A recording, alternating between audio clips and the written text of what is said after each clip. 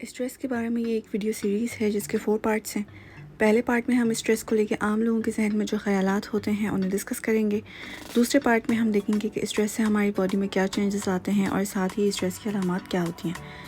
تیسرے حصے میں دماغ اور معدے کے اسپیشل کنیکشن میں نظر ڈالیں گے اور دیکھیں گے کہ کون سے کھانے ہمیں اسٹریس میں لے جاتے ہیں اور کون سے کھانے ہمیں اسٹریس سے بچاتے ہیں۔ اور 4تھ پارٹ میں ہم اسٹریس مینجمنٹ کے بارے میں ڈسکس کریں گے کہ ڈائٹ کیا رول پلے کرتی ہے، میڈیٹیشن اور مائنڈفلنس کے علاوہ کون سی اسٹریٹجیز ہمیں اسٹریس سے ریلیف دے سکتی ہیں۔ ویڈیو کے تمام پارٹس کو ضرور دیکھیے گا، یہ بہت یوزفل ہونے والی ہے۔ السلام علیکم، I am a pharmacist and this is my YouTube channel catch concepts, جہاں عام افراد کو روزمرہ استعمال کی میڈیسنس کے ساتھ مینٹل اور فزیکل ہیلتھ اور ان کے بیسک کانسیپٹس پہ بھی ایجوکیٹ کیا جاتا ہے۔ اس لیے ایسی ویڈیوز دیکھنے کے لیے اور اپڈیٹڈ رہنے کے لیے please subscribe to the channel and share this useful information with your friends and family. اب ایک انٹرسٹنگ سوال سے بات شروع کرتے ہیں کہ ڈائبٹیز اور بلڈ پریشر کے مسائل اسٹریس کی وجہ سے ہوتے ہیں، کیونکہ ان کے پیشنٹس کے بارے میں یہ ایک رائے دی جاتی ہے کہ انہیں لائف میں زیادہ اسٹریس کا سامنا کرنا پڑا، اس لیے انہیں شوگر بی پی کے مسائل ہو گئے۔ تو کیا یہ بات سچ ہے؟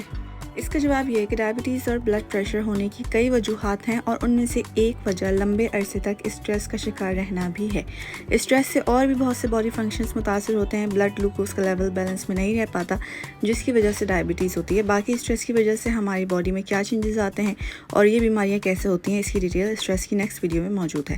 دوسرا سوال یہ ہے کہ انسانی جسم اسٹریس کا شکار کیسے ہوتا ہے۔ سب سے پہلے تو اس بات کو سمجھیں کہ ہمارے آس پاس کے ماحول کی ہم سے مستقل کچھ ڈیمانڈز رہتی ہیں جنہیں ہم ڈیلی روٹین میں پورا کرتے ہیں، لیکن جب یہ ڈیمانڈز ہم پوری نہیں کر پاتے تو ہم اسٹریس میں جانے لگتے ہیں۔ اسی طرح ہماری باڈی میں بھی سب بیلنس میں چلتا ہے، جسے ہومیوسٹیسس کہتے ہیں، لیکن جہاں بیلنس آؤٹ ہوگا تو باڈی اسٹریس میں جانے لگے گی۔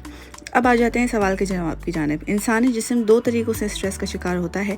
ایک پہلو انوائرمنٹل اسٹریس کا ہے، جس میں بیرونی ماحول ہم پر اثر انداز ہوتا ہے، جیسے شدید گرمی، شدید ٹھنڈ، pollution, extreme exercise, unhealthy food, negative surroundings یا ٹاکسک ریلیشن شپ اور سگریٹ کا استعمال وغیرہ۔ اور دوسرا انسان کی اپنی سوچ اور پریشانی اسے اسٹریس کا شکار بناتی ہے، جیسے ایگزامز کا اسٹریس ہونا۔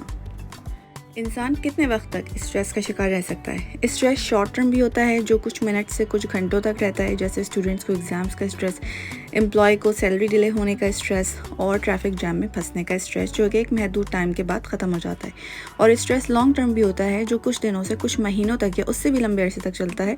لانگ ٹرم اسٹریس یا تو آپ کے اپنے مزاج کی وجہ سے یا پھر آپ کے ارد گرد کے انوائرمنٹ کی وجہ سے ہوتا ہے، جس میں منفی لوگوں کا آپ کی زندگی میں ہونا یا منفی حالات کا لمبے عرصے تک سامنا کرنا شامل ہے، جیسے مستقل بیمار رہنے کا اسٹریس، لمبے عرصے تک چلنے والے فائنینشیل پرابلمس کا اسٹریس، اور یہی دیر عرصے تک چلنے والا اسٹریس یعنی کرونک اسٹریس انسان کے لیے خطرناک بن جاتا ہے۔ کیا اسٹریس اور انزائٹی ایک ہی چیز کے 2 نام ہیں؟ اسٹریس اور انزائٹی کے ورڈ کو انٹرچینجبلی یوز کیا جاتا ہے، لیکن اسٹریس ذہنی دباؤ کو کہتے ہیں، جبکہ انزائٹی میں اسٹریس کے ساتھ ڈر بھی شامل ہوتا ہے۔ اسی لیے اسٹریس انزائٹی کے اندر بھی بدل سکتا ہے، جیسے اگر آپ ایگزامز کی تیاری نہیں کر پائے تو آپ کو صرف ایگزام کا اسٹریس نہیں ہوگا، بلکہ اس بات کے لیے کہ انزائٹی بھی ہوگی کہ کہیں آپ فیل نہ ہو جائیں۔ کیا اسٹریس کوئی بیماری ہے؟ یہ بات سمجھنا بہت ضروری ہے کہ اسٹریس کوئی بیماری نہیں ہے، بلکہ یہ نیچرل رسپانس ہے جو اس وقت پیدا ہوتا ہے جب حالات ہمارے حساب سے نہیں چلتے۔ اسی لیے شارٹ ٹرم اسٹریس ہمارے لیے یوزفل ہوتا ہے، کیونکہ وہ ہمیں حالات کے مقابلے کے لیے تیار کرتا ہے، جبکہ لانگ ٹرم اسٹریس سے ہمارے نارمل باڈی فنکشنز متاثر ہونے لگتے ہیں اور باڈی اپنا بیلنس کھونے لگتی ہے۔ اب ہم دیکھتے ہیں کہ اسٹریس کے پیچھے کیا ریزنز ہو سکتے ہیں۔